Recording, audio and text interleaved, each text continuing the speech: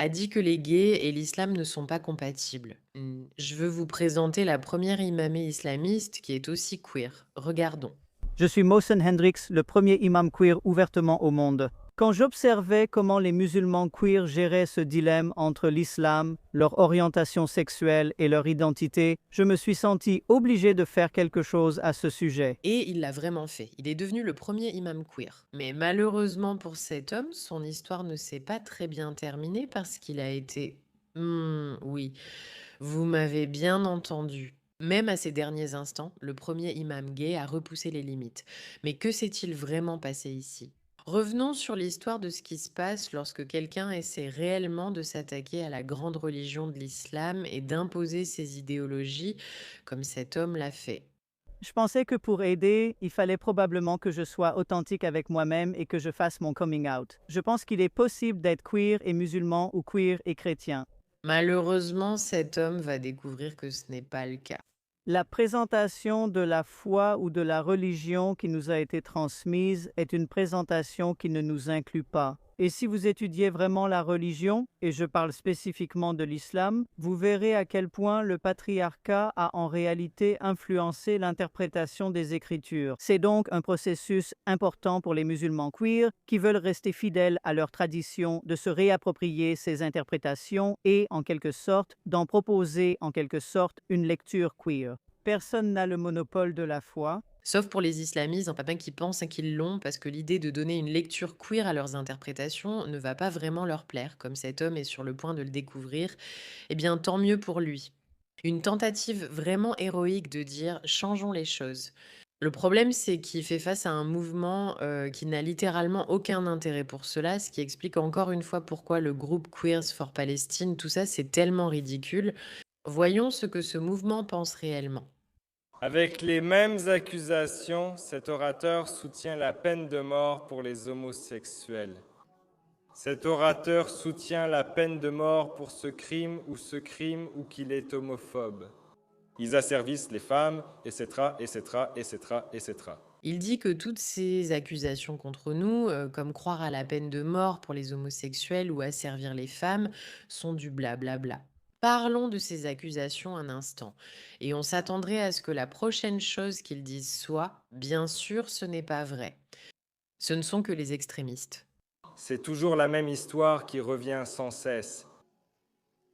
Et on essaye toujours de leur dire, j'essaye toujours de leur dire que, regardez, ce n'est pas cet intervenant que nous invitons qui a ses opinions extrêmes et radicales, comme vous le dites.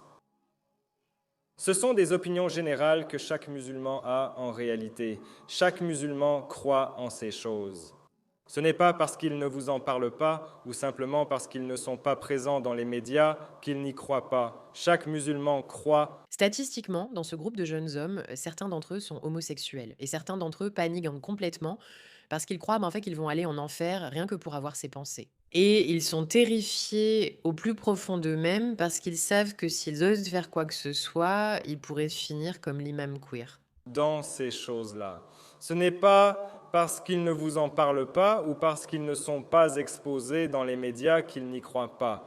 Alors je vais vous demander, à tout le monde dans la salle, combien d'entre vous sont des musulmans normaux? Vous n'êtes pas des extrémistes, vous n'êtes pas radicaux, juste des musulmans sunnites normaux. S'il vous plaît, levez la main. Tout le monde, mashallah, subhanallah. Très bien, rebaissez les mains. Combien d'entre vous sont d'accord avec ça?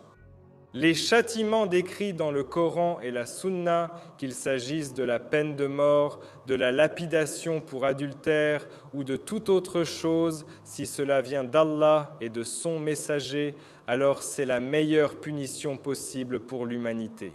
Et c'est ce que nous devrions appliquer dans le monde. Qui est d'accord avec cela? Allahu Akbar, êtes-vous tous des extrémistes radicaux? Subhanallah. Donc, vous dites tous que vous êtes des musulmans ordinaires. Vous allez tous dans différentes mosquées, n'est-ce pas? Ou bien êtes-vous d'une secte spécifique, comme la secte Islamnet ou quelque chose comme ça? Comprenez-vous l'importance de ce qui se passe? Mais cet homme le dit avec ses propres mots, pas moi, ce n'est pas moi qui le dis. Cet homme, avec ses propres mots, dit que toute cette idée de l'islam radical est absurde parce que les islamistes ordinaires croient à ces choses. C'est ce qu'il dit. Et il a un groupe de jeunes autour de lui. Beaucoup de personnes dans cette salle diront oui, nous sommes d'accord. Oui, nous sommes d'accord. Ce qui rend tout cela encore plus absurde parce que c'est eux. Ce sont eux qui sortent et disent qu'il n'existe pas d'islamistes radicaux. Et bien sûr, le fait d'être queer, c'est notre problème. Ce sont eux qui le disent. Pourtant, il y a ces idiots venus de l'extérieur dont nous reparlerons, qui pensent pouvoir changer quelque chose ou que ce n'est pas vrai. Êtes-vous comme ça? Non. Ou bien êtes-vous comme ça? S'il vous plaît, levez la main si vous aimez cet islam extrême, cette secte ou quoi que ce soit de ce genre. Personne. Allahu Akbar. Combien d'entre vous vont simplement dans ces mosquées normales ou dans n'importe quelle mosquée sunnite normale? S'il vous plaît, levez la main. Je pense que vous avez compris l'idée. Je pense que vous voyez où il veut en venir. Cet homme prouve essentiellement ce que nous savons tous être vrai, mais avec ses propres mots. Nous reviendrons à cette histoire dans un instant parce qu'elle est complètement folle. Au fait, bienvenue dans The Pushback. Je suis Meraka, votre animatrice. N'oubliez pas de vous abonner, de partager cette vidéo avec un ami, etc. si vous en avez assez. Encore une fois, ce ne sont pas seulement une ou deux vidéos, ces personnes y croient vraiment. Ils croient donc que le fait d'être queer est un problème profondément ancré dans leur âme, hein, et ils n'ont aucun intérêt à changer cela. Ce sont seulement ces idiots woke qui pensent que c'est ce qui se passe. Es-tu LGBTQ? Oui. Je suis queer, d'accord. Que se passerait-il pour toi si tu entrais à Gaza ou dans un endroit appelé Palestine? Je ne sais pas. Oui, tu ne sais rien car tu es trop stupide pour te laisser avoir par ce mouvement sans écouter ce que ces gens te disent. Musulmans, faites attention. Vous connaissez la souffrance palestinienne? Elle a été détournée, Néhémia. Tu connais le groupe Arc-en-Ciel? Maintenant, allez jeter un coup d'œil. Vous les voyez agiter des drapeaux. Gays for Gaza. Allah accepte les gays. Toutes ces absurdités complètes. Aucun musulman ne dénonce cela. Nous ne les soutenons pas et nous n'accepterions jamais leurs actions.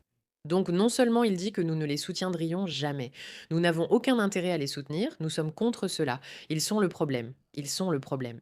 Donc il n'est pas surprenant d'entendre que lorsque cet homme est venu ici en disant ⁇ Je suis un imam queer qui veut rendre la religion queer ⁇ il finit par être assassiné. L'exécution de l'imam ouvertement gay, Moussa Hendricks en Afrique du Sud, a inquiété la communauté LGBT pour sa sécurité, tout en renforçant sa détermination à poursuivre la campagne visant à mettre fin à la marginalisation dans les milieux religieux. Le révérend Tony, ecclésiastique chrétien ouvertement gay, a dit à la BBC que Hendricks était une personne d'une grande douceur qui apportait de la lumière partout où il passait. Moussa laisse un immense vide, a-t-elle déclaré en ajoutant qu'elle savait de sources sûres qu'un grand nombre de musulmans queer dans le monde étaient accablés de chagrin. La femme de 57 ans a été abattue dans ce qui semblait être un meurtre ciblé samedi dans la petite ville côtière. Les premiers rapports affirmant que Hendricks du Cap était à Johannesburg pour un mariage gay ont été démentis. Selon un communiqué, elle allait à Johannesburg pour célébrer les mariages de deux couples hétérosexuels interconfessionnels lorsqu'elle a en fait été tragiquement tuée par balle. On ignore pourquoi le couple a sollicité Hendricks pour superviser leur cérémonie, mais il semble qu'elle repoussait les limites jusqu'à la fin. D'accord, donc cet homme a fait de toute son existence un moyen de promouvoir une idéologie qui est tellement radicalement opposée à ses convictions. Et d'une manière ou d'une autre, il se fait exécuter pour ça. Et pourtant, il y a encore ces idiots de queer occidentaux qui pensent que ce n'est pas le cas et qu'ils devraient simplement continuer à pousser pour ça. Ils ont exécuté l'imam queer. C'est ce qu'ils ont fait. Et il n'y a vraiment pas d'autre façon de le dire que de dire si tu ne vois toujours pas la vérité, j'espère que Dieu sera avec toi et non Allah. Merci de votre attention à ce sujet.